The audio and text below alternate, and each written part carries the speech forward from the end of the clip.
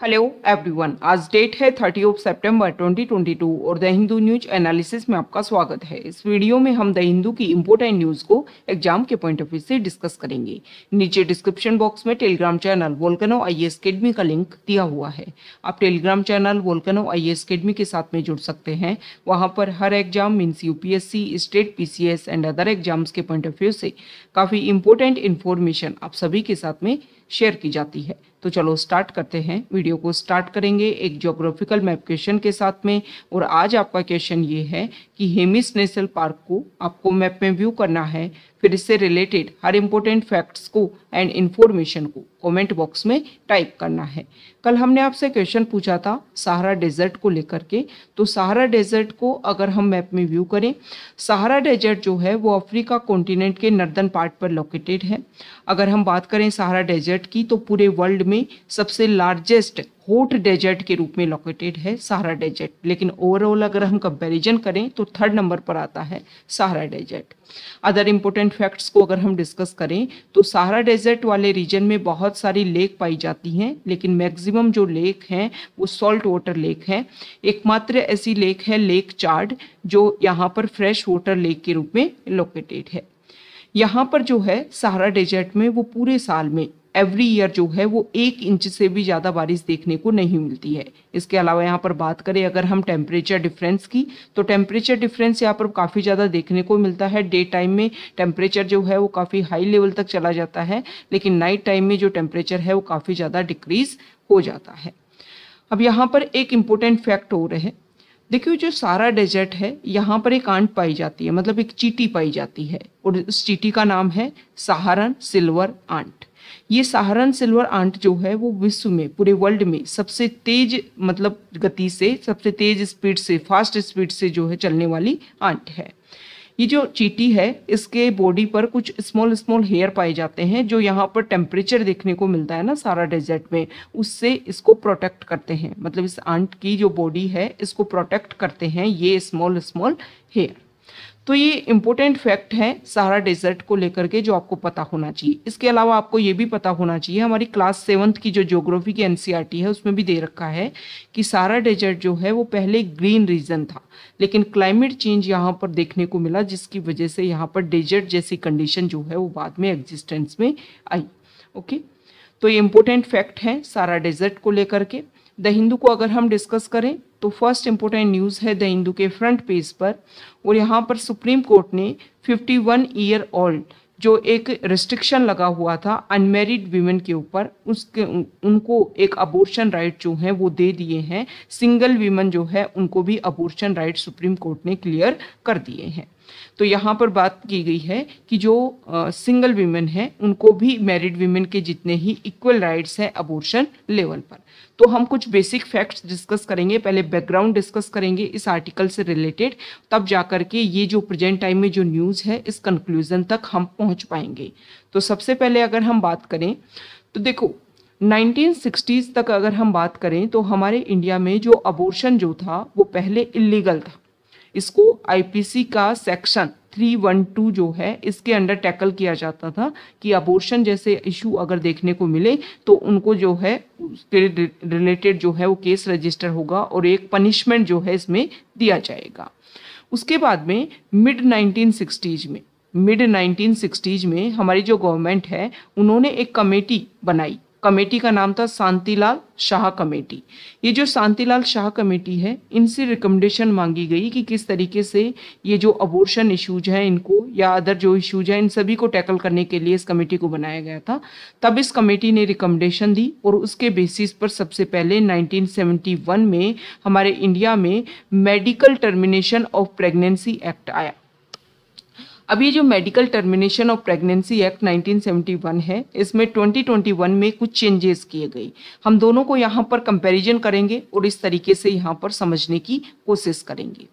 देखो 1971 का जो एक्ट था उसमें जो बोला गया था कि अगर कॉन्ट्रासेप्टिव फेलियर देखने को मिलता है और उसकी वजह से अगर प्रेगनेंसी होती है तो 1971 में जो मैरिड वीमेन है उनको अलाउ किया गया था कि आप यहाँ पर अबॉर्शन करवा सकती हैं, लेकिन अनमेरिड वीमेन को यहाँ पर टैकल करने की कोशिश नहीं की गई थी। 2021 में जो अनमेरिड वीमेन है उनको भी यहाँ पर टैकल किया गया और उनको भी एक तरीके से क्लैरिफिकेशन दिया गया कि कॉन्ट्रासेप्टिव फेलियर पर आप भी अपनी प्रेगनेंसी को जो है वो अबॉर्ट करवा सकती हैं। दूसरा बात की गई कि ओपिनियन की जरूरत, प्रेगनेंसी जो है अगर वो ज़्यादा टाइम की है तो यहाँ पर ओपिनियन की ज़रूरत पड़ेगी। तो इसके लिए 1971 का जो एक्ट है उसमें एक टाइम पीरियड डिसाइड किया गया कि 12 वीक्स तक की अगर प्रेगनेंसी है तो आपको 1 मेडिकल प्रैक्टिशनर जो है उसकी ज़रूरत पड़ेगी, उसकी अनुमति जो है, उसकी ओपिनियन जो है उसकी ज़रूरत है। और 12 to 20 वीक्स की अगर प्रेगनेंसी है तो इसमें 2 मेडिकल प्रैक्टिशनर जो है वो अपना ओपिनियन दे। लेकिन जैसे जैसे टाइम इंक्रीज हुआ, साइंस एंड टेक्नोलॉजी ने बहुत ज़्यादा डेवलपमेंट किया, तो यहाँ पर जो जेस्टेशन पीरियड है, मतलब जो एक तरीके से प्रेगनेंसी पीरियड जो है उसको इंक्रीज किया गया। 2021 वाले एक्ट में ये बोला गया, जो भी अमेंडमेंट किया गया उसमें, कि 20 वीक्स तक की प्रेगनेंसी में आपको वन डॉक्टर जो है, 1 मेडिकल प्रैक्टिशनर जो है उसकी ओपिनियन चाहिए। उसके बाद में 20 to 24 वीक की जो प्रेगनेंसी है उसमें 2 मेडिकल प्रैक्टिशनर जो है उसकी ज़रूरत है। और 24 वीक से ज़्यादा की प्रेगनेंसी को अगर टर्मिनेट करवाना है तो मेडिकल बोर्ड जो है वो यहाँ पर अपनी ओपिनियन देगा।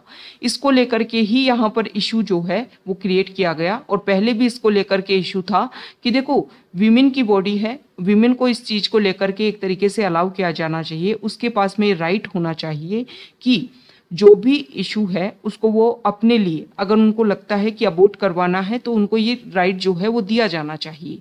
2000 यहाँ पर अगर हम बात करें तो 2017 में केस हुआ था, केएस पुट्टास्वामी केस।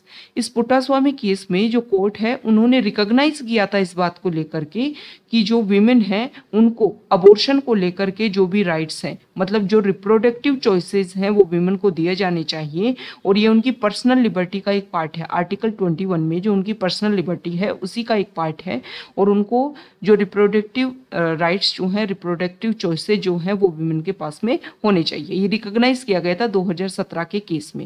लेकिन फिर भी 2021 में जब अमेंडमेंट किया गया तब भी इसके ऊपर फोकस नहीं किया गया और तब भी ओपिनियन की बात जो है वो रखी गई। तो 20 से 24 वीक्स की जो मेडिकल टर्मिनेशन जो है, अगर प्रेगनेंसी को टर्मिनेट करवाना है तो इसमें कुछ क्राइटेरिया रखा गया था। क्राइटेरिया ये था कि अगर रेप विक्टिम है, अगर माइनर है, इसके अलावा अगर हम बात करें तो मैरिज लाइफ में कुछ इशू देखने को मिला, जैसे कि पार्टनर की डेथ हो गई, मतलब विडो, या फिर अगर हम बात करें तो जो डाइवोर्स है वो हो गया। तो ये कुछ ऐसे इशू हैं जिनके बेसिस पर ये टैकल करने की कोशिश की। या फिर वीमेन जो है उनको कुछ फिजिकल इशू हैं, मतलब उनकी जो बॉडी है वो हैंडीकैप्ड है। इस तरीके के इश्यूज को टैकल करने के लिए 20 से 24 वीक्स की जो टर्मिनेशन पीरियड है इसमें ये सारे क्राइटेरिया रखे गए थे। तो 2021 का जो एक्ट है इसमें भी अनमैरिड वीमेन जो है या सिंगल वीमेन जो है उसको टारगेट नहीं किया गया था और उसी को लेकर के अब सुप्रीम कोर्ट ने ये बोला है कि जो सिंगल वीमेन है उनको भी मैरिड वीमेन का जितना ही राइट है और जो भी प्रेगनेंसी टर्मिनेट करने की जो भी इशू है वो भी उनको भी मतलब एक मैरिड वीमेन की तरह ही टैकल किया जाए। और जो भी आपका प्रोसीजर है 20 वीक्स का, 20 to 24 वीक्स का, उसको हम क्या करेंगे, उसको उसी तरीके से, उसी सेफ्टी के साथ में, उसी केयर के साथ में जिस तरीके से मैरिड वीमेन को टैकल किया जाता है उसी तरीके से सिंगल वीमेन को टैकल किया जाएगा। तो यहाँ पर सुप्रीम कोर्ट ने 51 ईयर ओल्ड जो पुराना इशू था उसको एक तरीके से सॉल्व करने की कोशिश की है और वीमेन को यहाँ पर इक्वल राइट्स देने की कोशिश की है, जो भी उनकी डिग्निटी है उनको इंश्योर करने की कोशिश की है। ओके, तो ये इम्पोर्टेंट बात है और ये चीज़ें हमें शो करती है कि जुडिशरी का कितना इम्पोर्टेंट रोल है। जुडिशरी टाइम टू टाइम जो है वो इस तरीके के इश्यूज को सॉल्व करने की कोशिश करती है। ओके, तो हमने जो बेसिक बैकग्राउंड है वो कंप्लीट डिस्कस किया है। आप सभी को जो बेसिक अवेयरनेस है वो यहाँ पर क्लियर हो गई होगी कि किस तरीके से ये इशू मतलब इसको जो है वो टैकल किया गया है। नेक्स्ट अगर हम बात करें तो यूनेस्को ने हमारे इंडिया की इंडियन टेक्सटाइल की 50 आइकॉनिक इंडियन टेक्सटाइल्स की एक लिस्ट जो है वो रिलीज की है। ओके, यूनेस्को ने थर्सडे को 50 exclusive and iconic heritage textile craft जो है हमारी कंट्री की, उसको रिलीज़ किया है। इसमें जो भी यहाँ पर नेम है वो आपको इम्पोर्टेंट हो जाता है। जैसे कि बताया गया है कि तमिलनाडु का जो सुंगड़ी, तमिलनाडु से सुंगड़ी एंड टोडा एम्ब्रॉयडरी के बारे में इसमें बताया गया इस लिस्ट में। हिमारू हैदराबाद से, बंदा टाई एंड डाई जो है संबलपुर ओडिशा से। इसके अलावा और भी यहाँ पर नेम है, जैसे कि 21st सेंचुरी के लिए जो हैंडमेड, इस आर्टिकल में देखो ये जो 50 की जो लिस्ट रखी गई ना, इसमें एक बताया गया है कि जिस तरीके से इंडस्ट्रियलाइजेशन जो इंक्रीज हुआ, लेकिन उसके साथ में हमारे इंडिया में जो हैंडमेड जो वर्क होता है उसमें कोई भी कमी देखने को नहीं मिली। ओके, तो इन्हीं सारे टेक्सटाइल्स को जो हैंडमेड यहाँ पर बुनाई उनकी की जाती है, वुवन किया जाता है, उन सभी को सेफ्टी प्रोवाइड करने के लिए लिस्ट रिलीज की है कि इन सभी के ऊपर फोकस किया जाए और इनको प्रोटेक्शन दिया जाए ताकि टाइम के साथ में इनका लेवल जो है वो डिक्रीज देखने को ना मिले। ओके, कुछ अदर नेम की अगर हम बात करें तो यहाँ पर बताया गया है कि जैसे पानीपत से खेस, और हिमाचल प्रदेश का चंबा रुमाल, और यहाँ पर बात करें तो लद्दाख का जो है वो थिग्मा और वूल टाई एंड डाई, और अवध जामदानी जो है वो वाराणसी से। यहाँ पर और भी बात की गई है कि कर्नाटका से बंजारा एम्ब्रॉयडरी या फिर लंबाड़ी या इक्कल, और यहाँ से कलमकारी थंजूर से जो कलमकारी सिकाल नायकिन पेट कलमकारी जो है, उन सभी को यहाँ पर एक तरीके से इंक्लूड किया गया है। महाराष्ट्र से हिमरू, और वेस्ट बंगाल से जो है वो गराडा कोयरियल, गुजरात से पटोला, और मसरू वीव्स एंड पटोला गुजरात से, और कुंबी वीव्स जो है वो गोवा से। तो ये इंपॉर्टेंट नेम है जो स्पेसिफिक किसी लोकेशन बेस्ड जो है आपको इंडिकेशन दे रहे हैं। बहुत बार इस तरीके की जो है, अब ये न्यूज़ में है तो इनको मैच द फॉलोइंग करके क्वेश्चन पूछा जा सकता है कि कौन सी जो एम्ब्रॉयडरी है वो कहाँ की फेमस है और कौन से एरिया जो है वो उसके लिए फेमस है। तो आपको पता होना चाहिए जो भी हमने नेम यहाँ पर डिस्कस किए हैं उनकी जो कंप्लीट एक तरीके से आउटलाइन आपको पता होनी चाहिए कि कौन सी चीज़ जो है वो कहाँ से रिलेट करती है। ओके, तो यहाँ पर हम बात करेंगे यूनेस्को की। देखो यूनेस्को जो है इसको 1945 में एस्टेब्लिश किया गया था। UNESCO United Nation Educational Scientific and Cultural Organization 1945 में एस्टेब्लिश किया गया। हेडक्वार्टर है पेरिस में। ओके, ये जो यूनेस्को जो है वो यूएन की, यूनाइटेड नेशन की स्पेशलाइज्ड एजेंसी है। तो आपको कमेंट बॉक्स में ये बताना है कि प्रेजेंट टाइम में यूएन की कितनी स्पेशलाइज्ड एजेंसी हैं, उनके नंबर जो है वो आपको कमेंट बॉक्स में बताने हैं। अब यहाँ पर अगर हम बात करें तो यूनेस्को जो है वो पूरे वर्ल्ड में एजुकेशन, यहाँ पर देखिए एजुकेशन, साइंसेज और जो कल्चर है इनके बेसिस पर कोऑपरेशन करके पूरे वर्ल्ड में पीस एस्टेब्लिश करने का काम करता है। तो यहाँ पर अगर हम बात करें तो यूनेस्को जो है वो यूनाइटेड नेशन सस्टेनेबल डेवलपमेंट जो ग्रुप है उसका भी पार्ट है। अब ये क्या है United nation sustainable development group? तो इसमें यूनाइटेड नेशन की जो एजेंसीज हैं और जो ऑर्गेनाइजेशन है उनमें कोऑपरेशन देखने को मिलता है ताकि जो सस्टेनेबल डेवलपमेंट गोल्स जो हैं उनको अचीव किया जा सके और एक दूसरे को कोऑपरेशन करके जो है वो इसको और अच्छे से एस्टेब्लिश किया जा सके। ओके, तो ये हमने यूनेस्को से रिलेटेड कुछ बेसिक फैक्ट्स को डिस्कस किया जो आपको पता होना चाहिए। नेक्स्ट इंपॉर्टेंट आर्टिकल है यहीं फ्रंट पेज पर, ये जो इमेज है वो गुजरात का जो मोटेरा स्टेडियम है उसका यहाँ पर दे रखा है कि हमारे इंडिया में जो 36 नेशनल गेम्स जो हैं उसका इनॉग्रेशन यहाँ पर किया गया है और 12 अक्टूबर तक ये रेगुलर यहाँ पर चलते रहेंगे। नेक्स्ट इंपॉर्टेंट आर्टिकल है एडिटोरियल पेज पर। यहाँ देखिए, देखो इस आर्टिकल में यहाँ पर अभी आप सभी को पता है कि कल हमारे इंडिया के नए CDS जो हैं उनको अपॉइंट किया गया है कि हमारे इंडिया के next CDS chief of defence staff जो हैं वो अनिल चौहान हों। ओके, इससे पहले अगर हम बात करें थोड़ा सा बैकग्राउंड की, देखो जब कारगिल वॉर हुआ तो उसके बाद में उसको रिव्यू करने के लिए कमेटी बनाई गई। कारगिल रिव्यू कमेटी ने सबसे पहले रिकमेंडेशन दी थी कि चीफ ऑफ डिफेंस स्टाफ एक ऐसी पोस्ट होनी चाहिए जो हमारी गवर्नमेंट और जो हमारी 3 सर्विसेज हैं, आर्मी, नेवी और एयरफोर्स, इन सभी के बीच में इन तीनों के लेवल पर भी कॉपरेशन बना सके, एक ऐसी पोस्ट हो। इसके अलावा हमारी जो गवर्नमेंट है, मतलब हमारे जो डिफेंस मिनिस्टर है, उनके साथ में भी वेल एंड गुड तरीके से जो है वो रिलेशन या फिर जो कॉपरेशन है वो मेंटेन किया जा सके। तो इसके लिए एक पोस्ट होनी चाहिए जो इन तीनों ट्राई सर्विसेज को रिप्रेजेंट करे हमारी डिफेंस मिनिस्ट्री के पास में। तो इसी के बेसिस पर कारगिल रिव्यू कमेटी ने सबसे पहले रिकमेंडेशन दी। उसके बाद में अगर हम बात करें तो 2012 में नरेश चंद्रा कमेटी ने रिकमेंडेशन दी और 2016 में डीबी सेकटकर जो कमेटी है उन्होंने भी इस पोस्ट के लिए रिकमेंडेशन दी थी। उसी के बेसिस पर दिसंबर 2019 में हमारे इंडिया के first CDS general Bipin Rawat वो बने, लेकिन लास्ट ईयर जो है वो उनकी हेलीकॉप्टर क्रैश होने की वजह से उनकी डेथ हो गई और फिर अभी काफ़ी लंबे टाइम तक 9 मंथ तक ये जो पोस्ट है वो वैकेंट बनी हुई थी और अब हमारी गवर्नमेंट ने डिक्लेयर किया है कि हमारे नेक्स्ट सीडीएस जो हैं वो अनिल चौहान होंगे। तो इस आर्टिकल में बताया गया है कि जिस पोस्ट को हमने डिक्लेयर किया था कि इन पॉइंट्स को सॉल्व करने के लिए जो पोस्ट है chief of defence staff post जो है वो काम करेगी, लेकिन टाइम के साथ में अगर हम देखें तो सीडीएस जो पोस्ट है उसको जो ऑटोनोमस लेवल जो मिलना चाहिए था वो नहीं मिल पाया। मतलब एक तरीके से डिफेंस मिनिस्ट्री की सेक्रेटरी लेवल तक इवॉल्व करने की कोशिश की गई है कि इस लेवल पर जो है वो एस्टेब्लिश किया जा सके किसको, सीडीएस पोस्ट को। तो इस आर्टिकल में बताया गया है कि जिन ऑब्जेक्टिव्स को फुलफिल करने के लिए हमने सीडीएस पोस्ट की रिकमेंडेशन दी थी और जिन इश्यूज को सॉल्व करने के लिए इस पोस्ट की रिकमेंडेशन दी गई थी कि इसलिए सीडीएस पोस्ट जो है वो बनाई जानी चाहिए ताकि इन इश्यूज को जो है वो हम सॉल्व कर सकें। तो उसी के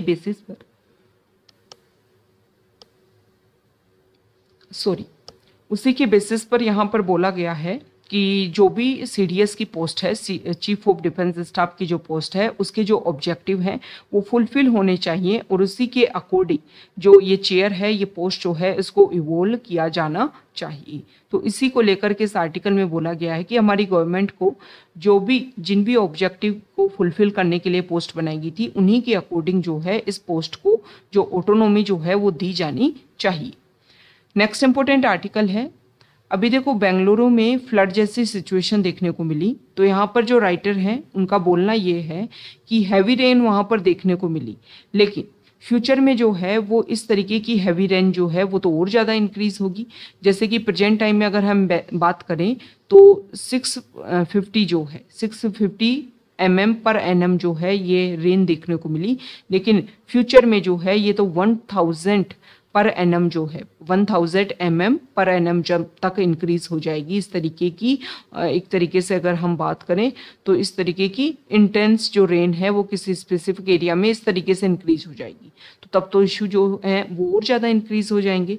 तो यहाँ पर राइटर ने बोला है कि जो बेसिक इशूज हैं वो हमें सॉल्व करने होंगे, जैसे कि अनप्लान्ड एंड ओवर क्राउडेड जो ग्रोथ देखने को मिल रही है, जो ग्रीनरी, टैंक्स, वेटलैंड्स जो हैं उनको डिस्ट्रॉय किया जा रहा है, तो इनके ऊपर फोकस करने की ज़रूरत है। राइटर का ये बोलना है कि जो भी हमारी सिटीज़ हैं उनका डेवलपमेंट इस तरीके से होने चाहिए कि जो भी हमारे नेचुरल एरिया है, जैसे कि टैंक्स हैं, ग्रीनलैंड्स हैं, वेटलैंड्स हैं सिटीज़ में, उनको ज़्यादा से ज़्यादा प्रोटेक्ट किया जा सके ताकि हैवी रेन देखने को मिले तो उस रेन वाटर का एक तरीके से एब्जॉर्बेशन जो है वो काफ़ी अच्छे लेवल तक हो पाए। दूसरा अगर हम बात करें तो जो भी हमारा सैनिटेशन सिस्टम है उसको हमें अपग्रेड करने की ज़रूरत है, ज़्यादा से ज़्यादा जो है उसको क्लीन रखने की ज़रूरत है। जो भी सिल्टिंग इशू देखने को मिलता है वो टाइम टू टाइम क्लीन होने चाहिए। Specific rain water system, rain season से पहले जो है जो भी हमारे इस तरीके के नेचुरल एरियाज़ हैं जहाँ पर वाटर एब्जॉर्प्शन देखने को मिलता है, जो भी हमारा सैनिटेशन सिस्टम है उसको भी हमें प्री मानसून जो है उसकी क्लीनिंग जो है, डिसिल्टिंग जो है, या फिर जो भी गार्बेज वहाँ पर अगर फंस रहा है तो उन सभी की क्लीनिंग हमें होनी चाहिए, तभी जाकर के इस तरीके के इश्यूज को सॉल्व किया जा सकता है। इस आर्टिकल में करप्शन भी एक इशू बताया गया है कि जिसकी वजह से भी ये प्रॉब्लम जो है वो काफ़ी ज़्यादा इंक्रीज हो जाती हैं, तो करप्शन को भी टैकल करने की ज़रूरत है ताकि इन सारे इशूज को सॉल्व किया जा सके। ओके, नेक्स्ट इंपॉर्टेंट आर्टिकल है, यहाँ देखिए पेज नंबर 14 पर, और यहाँ पर ये बताया गया है कि अफगानिस्तान में जब से कंडीशन जो है या यहाँ पर जो रूल्स एंड रेगुलेशन जब से चेंज हुआ है, तब से अगर हम बात करें तो जम्मू एंड कश्मीर में काफ़ी ज़्यादा फॉरेन टेररिस्ट जो हैं वो देखने को मिले हैं।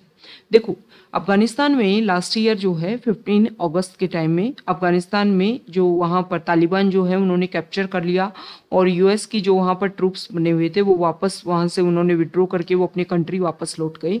तो अफगानिस्तान में जब तालिबान ने कैप्चर किया था तब मेजर इशू यही देखने को मिल रहा था कि जो पहले जो प्रॉब्लम थी वहाँ पर अगर हम बात करें अफगानिस्तान में, मतलब जब वहाँ पर पहले 1996 से 2001 के बीच में जब तालिबान ने वहाँ पर पावर को कैप्चर किया था, तो उसके बाद में वहाँ पर जो इशू देखने को मिल रहे थे कि रीजनल एरिया में काफ़ी ज़्यादा इस तरीके की एक्टिविटीज़, वर्ल्ड लेवल पर जो टेररिज्म एक्टिविटीज़ हैं वो काफ़ी ज़्यादा इंक्रीज हो गई थी। तो इसी को लेकर के ये मेजर कंसर्न था कि हो सकता है कि इस तरीके के इशू जो हैं वो दोबारा से देखने को मिले। और यहाँ पर अब हमारे इंडिया में कुलदीप सिंह जो सीआरपीएफ के सेंट्रल रिजर्व पुलिस फोर्स के डायरेक्टर जनरल हैं, उन्होंने ये बताया है कि इस तरीके के केसेस जो हैं वो इंक्रीज देखने को मिल रहे हैं जम्मू एंड कश्मीर वाले रीजन में। तो इस तरीके के इश्यूज में इंडिया के ऊपर स्पेसिफिक फोकस किया गया था कि इंडिया के जो भी बॉर्डर एरियाज़ हैं वहाँ पर इस तरीके के इशू जो हैं वो इंक्रीज़ हो सकते हैं, तो इन सभी को टैकल करने की ज़रूरत है। और इंडिया में जम्मू एंड कश्मीर वाला रीजन एक ऐसा रीजन जहाँ पर काफ़ी ज़्यादा इस तरीके का इफेक्ट ज़्यादा देखने को मिलता है, तो इन सभी को टैकल करने की इंडिया को ज़रूरत है ताकि इंटरनल लेवल पर इंडिया को ये चीज़ें जो हैं वो इफ़ेक्ट ना कर सकें।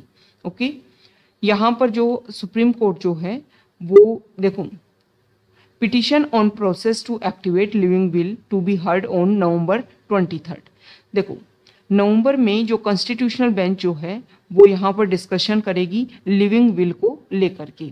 यहाँ पर ये बताया जाएगा कि देखो 2018 में केस हुआ था और 2018 में एक रिजल्ट आया था और इसमें ये बोला गया था कि पैसिव एथनेशिया जो है उसको क्लियर किया जाए और जो लिविंग विल जो है उसको भी यहाँ पर रेगुलर किया जाए। मतलब उसमें अपेल्ड किया गया था पैसिव एथनेशिया को और लिविंग विल को।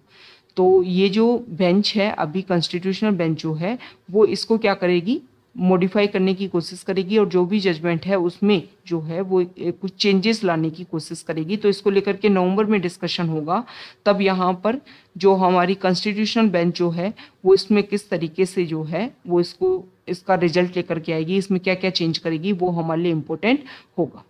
ओके, नेक्स्ट इम्पोर्टेंट आर्टिकल यहाँ देखिए पेज नंबर 15 पर। तो देखो यहाँ पर अभी सुप्रीम कोर्ट ने जो रिजल्ट दिया है सिंगल वीमेन को लेकर के, तो यहाँ पर एक्टिविस्ट ने बोला है कि एक तरीके से ये एक रे ऑफ होप है कि जिस इक्वलिटी की हम बात कर रहे हैं वो सोसाइटी में लाने के लिए कोशिश है और एक इनिशिएट है जिसमें हम बात करते हैं कि वीमेन को जो है वो इक्वलिटी दी जानी चाहिए। उसी के बेसिस पर ही वीमेन में भी कुछ डिफरेंस देखने को मिल रहे थे, उन सभी को यहाँ पर ख़त्म करने की कोशिश की गई है।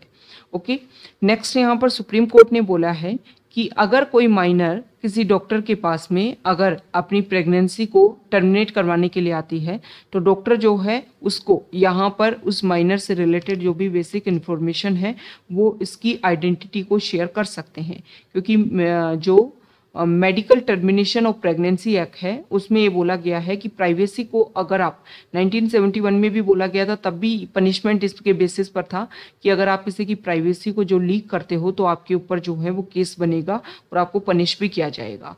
और 2021 में जो है इसमें पनिशमेंट का लेवल जो है वो इंक्रीज कर दिया गया है अगर प्राइवेसी को लीक किया जाता है तो यहाँ पर सुप्रीम कोर्ट ने अब बोला है कि अगर कोई माइनर से रिलेटेड केसेस हैं तो उसमें डॉक्टर जो है वो प्राइवेसी को लीक कर सकते हैं, ऐसा उनको एग्जम्पशन दिया गया है। क्योंकि पॉक्सो एक्ट के बेसिस पर जो है वो अगर हमें केसेस को सॉल्व करना है और पॉक्सो एक्ट को अच्छे लेवल पर इम्प्लीमेंट हमें करना है तो इस तरीके के जो भी इश्यूज हैं उनको हमें सॉल्व करने होंगे। ओके, नेक्स्ट इंपोर्टेंट आर्टिकल की अगर हम बात करें तो यहाँ देखिए, एक सेकेंड, पेज नंबर 16 की यहाँ पर बात की गई है। देखो, जो हमारी सेंट्रल गवर्नमेंट है उन्होंने यहाँ पर इंपॉर्टेंट बात रखी है। The government on Thursday stated in the supreme court it expects social media companies, however big they were to treat Indian users' privacy on a par with the foreign customers. My stand is clear. However big the multinational corporation be, if you are operating in India, you have to comply with the laws of India and have to treat Indian citizen with an equal degree of privacy as you treat other across the world. तो यहाँ पर solicitor general Tushar Mehta ने government का जो commitment है उसके बारे में उन्होंने बात की है कि इंटरनेट प्राइवेसी के ऊपर इंडिया जो है वो किस तरीके से काम कर रहा है।